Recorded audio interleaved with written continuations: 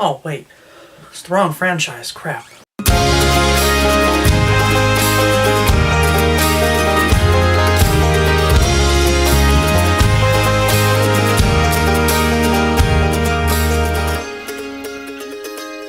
Welcome back, guys, to another episode of the show, On the Shelf. Today we're talking about John Wick Chapter 3. Now, for anybody who knows me, John Wick is actually one of my favorite franchises to date right now. It started back actually in 2014. It was one of those under-the-radar kind of movies. Then came out like October of 2014. And I remember not really knowing or hearing much about it. I knew like Keanu Reeves was in it, and it was kind of odd, like, looking, and I was kind of like, okay. And I think it was me and an ex of mine, we went and checked out that movie a while back, and wound up actually really liking it. I loved it. I love the action, and by now I'm sure you've seen them, or at least one of them in particular. I never got a chance to actually go ahead and talk about them, review them, and maybe at one point I will. But honestly, with John Wick, the original film, to me, that was a 10 out of 10. When it comes to just telling a cohesive, like, personal, close story, while being able to give us an action movie and give us something that not many movies have given us. There's only probably a handful that I would actually put on in the same tier as John Wick, and it's no surprise to me that it actually has just been as well received and as well liked as it has been. So with John Wick Chapter 3, it actually takes place directly after the events of the second movie. If you haven't seen the second movie, I'm not sure why you're here. You're going to want to go ahead and go see that before you even hear about this. This is spoiler free, by the way. I'm not going to sit there and talk about spoilers. I pretty much never will, unless there's a movie that's big enough or I just feel like I want to talk more about it in depth. The movie does start off at the end, like I said before, at the end of Chapter 2, where he has about an hour before he gets excommunicated. So he's running through the streets of New York. He's trying to sit there and, find something. You're not really sure what, but he's trying to sit there and make his way to something in particular. And honestly, I think that I like that you get to learn a bit more about John's past. There are some things that are still a bit of a mystery. You don't get the full view. You don't know, everything about John Wick as a child. But you do get to learn a few things that I feel like are not only instrumental, but make it where rewatching certain things from the previous two movies, it adds depth to those, certain scenes and certain moments. I mean, it actually lends to itself really well, and I actually really, really did like that part of the movie. The action and the cinematography is some of the best. I mean, honestly, the action scenes have gotten so good over the first two movies that really at this point they're like almost on God mode with some of the moves and the things that they do, but some of the fight scenes in this movie are just absolutely breathtaking because they're just shot in like just one big open shot. Like, I wish more action movies really would take this approach and really pay attention to what this movie does well with its actions. And granted, it helps too that Keanu is willing to get down and dirty with a lot of these action scenes. He doesn't do a ton of his own stunts per se, but he does do a lot of the action scenes, so that way it feels much more genuine and real. The camera doesn't pan away and there's not a lot of quick cuts, and so because of that you see a lot of the things that happen in this movie. Now there are like one or two scenes that I noticed. I got to see the movie a couple times this weekend, that I noticed that it seemed like they were kind of preemptively. Now, one could sit there and argue that, and this is kind of how I try to see it, is that they're so used to fighting and they're so used to doing certain things that it comes second nature that they kind of set themselves up for it. But at the same time, it really does, and I'm sure that's really what it was. It was the actors getting ready for, the next, getting ready for what happens next in that fight. Setting themselves up, getting themselves in a particular... You'll notice they'll kind of like almost be like a second ahead. It's one of the things that... That's where, like, that would be the weakness, really, to the strength of the fact that so much is captured. Like I said, there's not very many jump cuts. There's not a bunch of quick cuts and stuff like that. It's mainly in focus, one shot, and it helps out a lot. I mean, obviously with the more dangerous stuff, it's cut a little bit more, but at the same time, it's not all over the fucking place. You can tell what's going on. The John Wick movies have always done that well. They have. And this one, I just feel like it just continues to evolve it. And as they continue to try and push and do more things. I mean, honestly, I swear to you, John can kill people with his belt, okay? The dude can turn anything into a weapon. And while sometimes that can be unbelievable, at the same time, it's extremely entertaining. Halle Berry is obviously in this movie. I know most of you should have seen her from the trailer, should know that she's been in here. I feel like she was really good in this movie. And I feel like she earned her place in this lore and in the story. And she's actually got a very interesting history with John, too. And I heard somebody else mention it, too. And I felt like I should talk about it as well. But I think it's very interesting that Halle Berry was actually really well known, in the late 90s, early 2000s, as being kind of like an action star. She did do a lot of action movies, and even some of the better action movies that she was in, they actually didn't even give her that many scenes. They didn't give her many things to do. And it's kind of sad because, some of the movies that aren't as good, you can tell that, she really wanted to dive into these things, and it just seemed like not a lot of directors and a lot of people gave her the opportunity to do so. So to kind of see her not so much revitalize her career, but really be able to do something that utilizes her specialties, with, the action combat hero kind of thing, was really cool to see. You could tell she really busted her ass training for this movie as much as Keanu or any of the other actors. But I really liked her. I really enjoyed her character. Other things in this movie, too, that were really cool was being able to see some of the other actors. And I'm not going to spoil too much about it, but there were a few of the characters that we haven't seen really get down and dirty and kick some ass in this movie. And it was really enjoyable to be able to see that happen. I know one gripe that I have heard about with this movie is that sometimes it's unbelievable with the way that some people act are kind of perceived in these movies, that it's almost becoming unrealistic or unbelievable.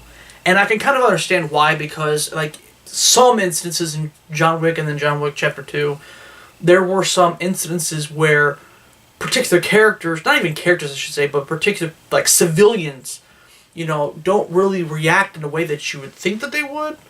I know some people obviously had a lot of big issues and claims with the scene at the end of John Wick Chapter 2, that you have that whole scene where the crowd just stops on a dime. There's 20, 25 people there, and then they get them to leave.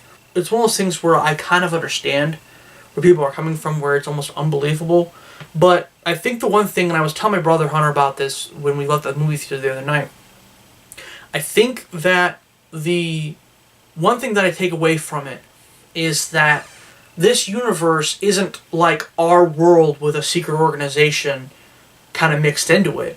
People know about the secret organization, and they kind of know about how some things are dealt with this secret organization, that people aren't as scared per se. What I mean by that is you'll notice how sometimes when people are brandishing guns or shooting up places, that most people will go into their houses, or they'll hit the ground, or they'll run screaming.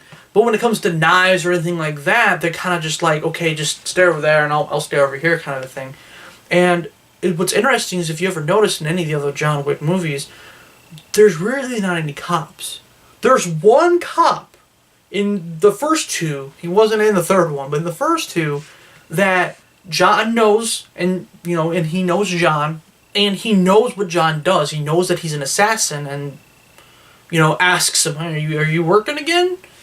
So he knows about him. He knows what he does, and obviously is maybe not so much a part of the organization, but knows how the organization is.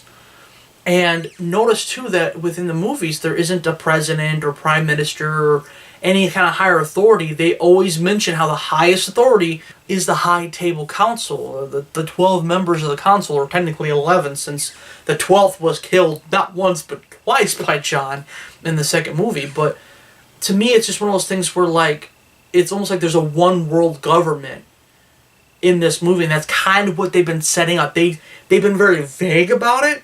I don't know if it's because they're not really sure how they want to tackle it, or if it's because they wanted to save it for the TV series, or if they wanted to save it for future movies or spin-offs or something. But I feel like that it kind of, when you go in there with that mentality that everybody already kind of knows what's going on, and as long as bullets aren't flying, that they're not going to go run screaming, that kind of explains why some people are just kind of cool when somebody gets stabbed in the subway. So as long as you kind of go in with that, and then one other thing with this movie is, as long as you don't go in with the expectations that this movie is going to be the finality of a trilogy. Now, I was under the impression, and so were a lot of other people too, because I remember reading articles about how when they made the first John Wick, they were trying to have fun with it, but at the same time, if they got the opportunity, they wanted to make 3 movies. They wanted to make a trilogy out of it. But once you get to the ending of the movie, you'll understand that there could definitely be a 4th movie. They don't have to end it here. And I'm not sure if they want to have only 4 movies, or if they want to have 6 movies or 5 movies. I have no idea. But I will say this. I had a lot of fun watching this movie. Most of the action is ramped up, obviously. It seems like with each movie, if John Wick the action was set at 10, by the time you get to chapter 3, it's at 12 or 13.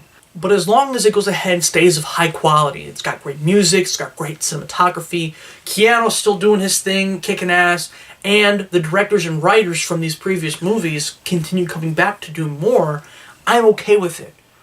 I just don't want to see a bunch of new writers and a bunch of new, directors and a bunch of people who have no idea what they're doing with this franchise coming in and trying to finish off a story or continue a story that doesn't have to be continued or to be ended in any way. It's got enough of a finality here while also leaving enough setup that I definitely could see there at least being a 4th movie. And I'd be down for a 4th movie. Like I said, as long as it stays high quality, it doesn't bother me. Look at the Mission Impossible movies. Mission Impossible 6 came out, Fallout came out last year, I do believe, and it was amazing. It was the best one of the series, hands down. So, yeah, I mean, honestly, as long as they continue having, great set pieces and great action, they continue telling the story that they want to tell, they don't make too many compromises, and they continue just being confident and just having fun with it, I'm okay with them making a 4th one or a 5th one or even a 6th one. But I also recognize, too, that Keanu, by the time, if they make a 6th one, it's going to be like almost 60, so I don't know how much longer he's going to want to do, too, so bear that in mind as well. But honestly, John Wick Chapter 3 is a great summer movie, just like Endgame was. I had a ton of fun with the movie. It was an absolute blast. I was really looking forward to the movie. I thought it was going to be good, and I was not disappointed. There are a few inconsistencies here and there. There will be some things you'll be like, I don't know about that. And like I said, especially when you have to kind of make sure you retool your thinking a little bit with this movie, like I said, recognizing that it isn't the governments and the society that is in John Wick isn't set up like it is for us here. It's a completely different world and a completely different way of managing the society. And as long as you kind of keep that in mind, it makes some of the things that would seem almost unbelievable a little more passable, per se.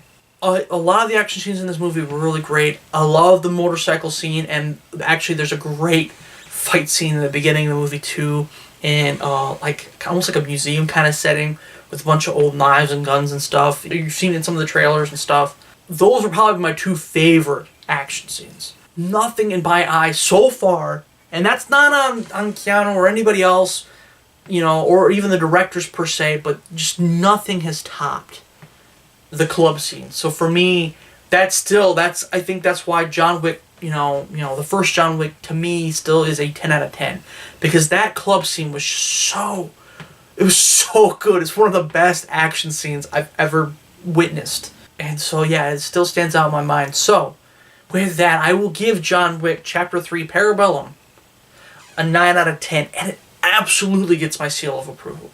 You should go out and support this movie in the theaters, because if it winds up making its money back, which it should, I think the budget was like $50 million or something like that, and it was supposed to make like 4/5 of it back just with this weekend alone.